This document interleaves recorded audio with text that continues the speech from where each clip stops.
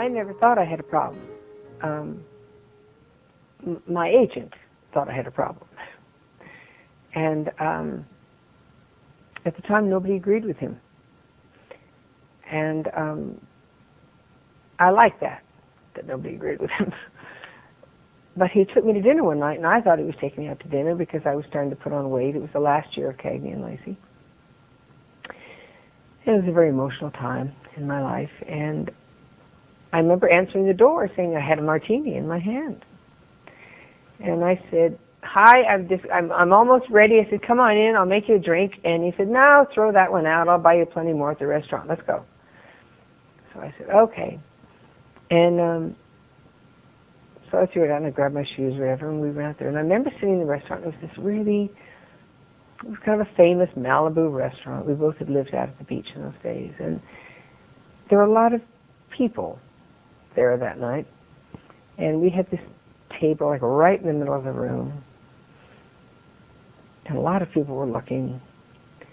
And I said, "Now, I know you're taking me to dinner because you think I'm putting on weight." And he said, "No, that isn't why I'm taking you to dinner, actually." He said, "I've invited you to dinner because I love you." I said, "Well, I love you too." And he said, "And I think you're an alcoholic." I said, "Alcoholic? How can you say that?" I said, "You drink with me." I said, "I've known you for years." He said, "Sharon, I've known you for 20 years. I've never seen you without a drink in your hand." I said, "Yeah, but it's only at night. I don't drink during the day. I live socially." He said, "It's different for you now. Something's happened." I said, "What do you mean something's happened?" I didn't understand what he was saying. I really didn't understand what he was saying. I was just... Now, I had 4 martini glasses lined up in front of me when he said this. I mean, I'm saying this to you now, and I'm laughing because I remember the night so well. And I remember looking down, there were these martini glasses all lined up. But he said that I can't remember all that he said, probably due to the 4 martini glasses. But I remember saying, "Stop it, stop this, everybody's looking at me." And I was crying. I said, "Stop it, everybody's looking at us." He said, "Let them look. I don't care. I may lose you as a client, and I may lose you as a friend. But I'm afraid I'm going to lose you."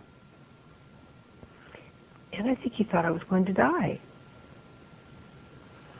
And I asked him later about it, and I think he saw this depression, this huge depression happening, this change of personality that I did not recognize. I was genuinely unaware.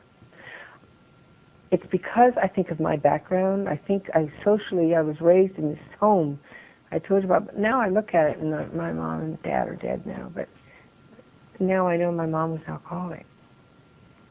But I didn't know that at the time. I didn't know that until after I had become familiar with alcoholism. And now I see it big time.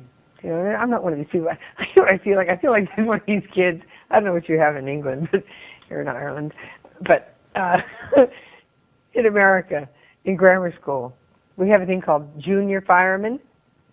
And when you're a junior fireman, you go to school and you learn all about the fire hazards that you could have in your home.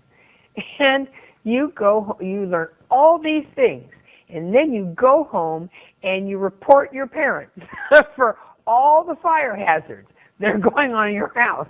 So that's what it feels like to me, right? Well, I've been to Hazleton, and now I'm going to go home and I'm going to blow the whistle on my parents. And that's what it feels like. You know, I don't mean it that way.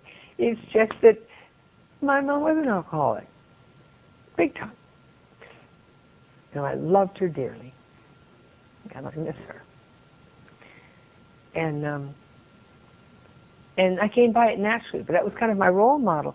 But she wasn't falling down. She wasn't abusive. She just always had a libation in her hand. My mother was a sipper, but always had a libation in her hand. She would have a libation at lunch, you know, very civilized. Always had one in the evening. Always had one. But it was always quite civilized. so that was kind of, I didn't know what I was doing was wrong. I just thought everybody did this, you know? So my fall from grace was not, it was not like a classic case, which made it, and that's what made it more difficult. It was harder for me to recognize and harder for me to admit to, and there was a lot of anger behind it.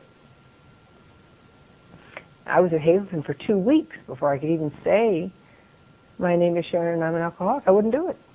I wouldn't say it. I'd sit in a circle. I'd say, my name is Sharon. Mm-hmm. And they'd go around, and they were very patient with me. They were wonderful. Now, it's a 28-day program, and I was there 7 weeks.